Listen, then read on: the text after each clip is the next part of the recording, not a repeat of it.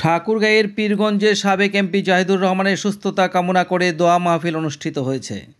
সোমবার বিকেলে উপজেলা বিএনপির দলীয় কার্যালয়ে উপজেলা কৃষক দল ও পৌর কৃষক দলের যৌথ উদ্যোগে দোয়া মাহফিল অনুষ্ঠিত হয়।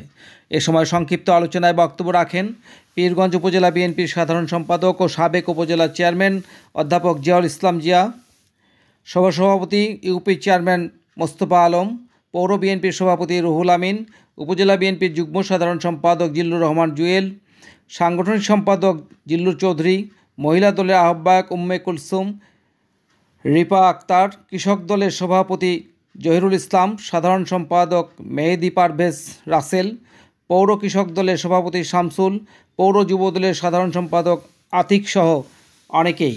পরে সাবেক এমপি ও আগামী নির্বাচনে বিএনপি মনোনীত প্রার্থী জাহিদুর রহমান জাহিদের আশু রোগ মুক্তি কামনা করে বিশেষ মোনাজাত অনুষ্ঠিত হয়। আগামীকালকে আমরা বিএনপি এবং পৌর বিএনপির উদ্যোগে আগামীকাল বিকাল 4টার সময় আমার রেজাউল ভাই চাটালে আমরা একটা দোয়া খায়ের আয়োজন করেছি।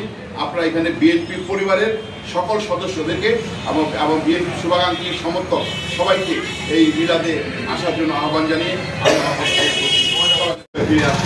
আরেকটু করে আগামীকালকে আমরা বিএনপি এবং পৌর বিএনপির উদ্যোগে আগামীকাল বিকাল 4টার সময় আমার রেজাউল ভাই চাটালে আমরা একটা দোয়া খায়ের আয়োজন করেছি।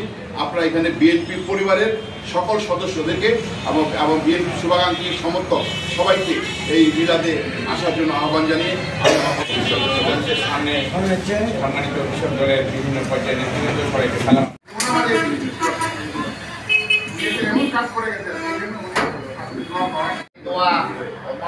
আলোচনা সভায় উপস্থিত আছেন পীরগঞ্জ উপজেলা বিএনপির সাধারণ সম্পাদক সাবেক সকল উপজেলা চেয়ারম্যান জনাব দেবেস্তার পিয়া, আরও উপস্থিত আছেন পীরগঞ্জ থেকে আমাদের আগত কৃষক দল এবং অন্যান্য সংগঠন থেকে আমরা এমন একটা সবাই এখানে উপস্থিত হচ্ছি। আমরা যখন ভোট করতেছি চলাকালীন আই উপস্থিত হয়ে গেল মানে ভোটের কথা, ভোট নিয়ে এবং ভোট যারা আমাদেরকে সবাই ধানের শেষে দেয় এবারে বুঝাবেন করবেন, এটাই করবেন। إنك حميد مجيد اللهم بارك على محمد وعلى آل محمد